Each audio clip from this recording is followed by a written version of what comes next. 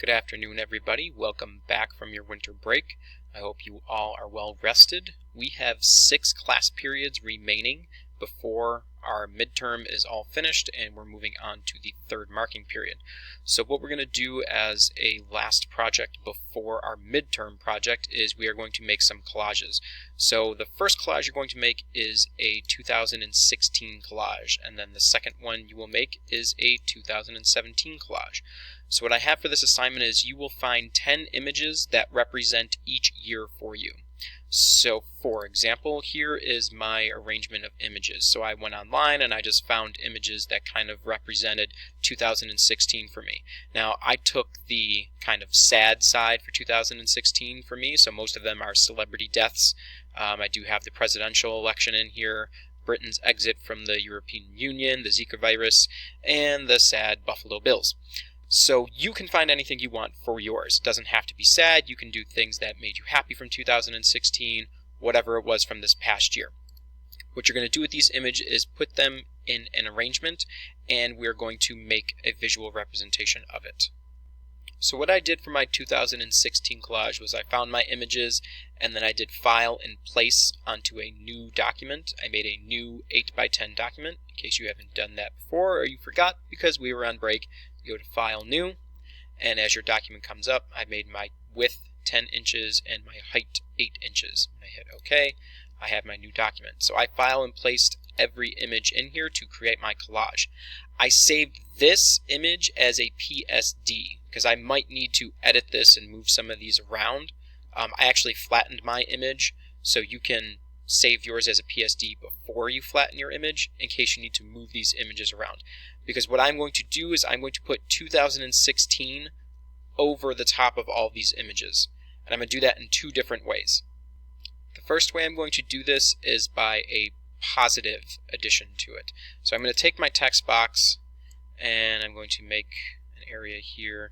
I'm going to type in 2016. Now this isn't big enough for me, so I'm going to change the size. A couple of different ways you can change the size. If you don't remember when we played around with text and font sizes, you can come up to the actual font size bar. Now this only goes up to 72. So if I say I wanted this up to 200, I'd have to type in 200. Now this is too big, so I would have to resize my box here to get all the letters to fit, or all my numbers to fit, sorry.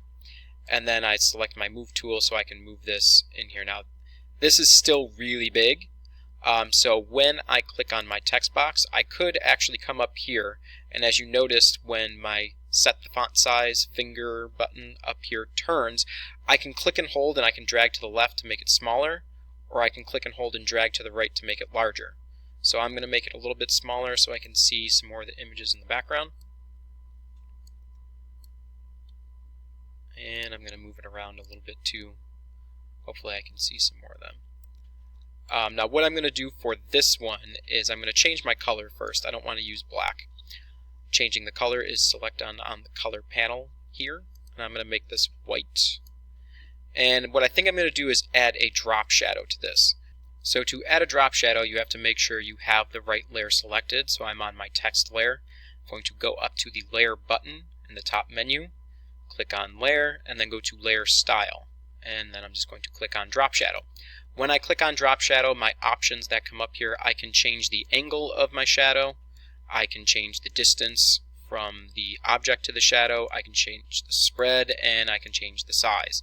So you can change a lot of different things. I can change the color, and if I wanted to make it a red shadow, which I don't, I'm just trying to show you a different color, you can change a lot of different things in here. So I'm just going to add that, click OK. This would be my positive rendition of the year on top of my images. Now, I don't necessarily like this because I can't see the faces of some of my people in the background here. So this is where you can go back and kind of edit these and move your placements around so you can see more of the images. But for the sake of this tutorial, this is okay. So I'm going to go to File, Save As, and this would be Collage 1. Make sure you save it as a JPEG, please, so you can submit it to Google Classroom. And I'm going to hit OK. Okay, now let me show you another way I can do this collage that will use a blending mode. So I'm going to go ahead and delete this 2016. I'm going to retype it, but I'm going to make it a little bit bigger. So I'm going to go ahead and I'm just going to click right here, do 2016, move it over, select my text tool, and I'm going to make this text a little bit bigger. There are other options you can use by clicking on this drop-down menu. I can change the height of the text just by using this one, dragging it up. You can change the spacing in between each character. I'm going to use it about here for this one. There we go. Make it a little bit smaller. Okay, now I'm going to change this to white again, just because I think I can see it better. And what I'm going to do this time is I'm going to rasterize my text layer, so now I can edit the area around this. So when I'm going to click on my paint bucket, and my color is black, so I'm going to make my entire background black, and I'm going to fill in the little spots in the 0 and the 6. What I'm going to do is then click on my blending mode, and if I click on darken, what I'll have is the dark area will remain the same, but all of the light area kind of blends out. So now I can see more spots. Now I can't see Donald Trump's face, I can't see all of Carrie Fisher's face, and I can't see all of Gene Wilder's face. So again, this is where I could go back and I can move the placements around or change the sizes of my images. But for the tutorial, this is okay for me, so I'm going to click on File, Save As. This will be Collage 2. And again, change it to a JPEG so you can submit your final images to Google Classroom. So this would be my 2016 collage, and you are going to make a 2016 collage and a 2017 collage. Your 2017 collage, since nothing's really happened yet, it will be more things that you're excited about or maybe worried about or things that you want to try. Different stuff like that. Your 2016 collage will be based on things that happened to you or happened to the world that concern you. Make both collages, submit them to Google Classroom. We'll be doing this class and on Thursday.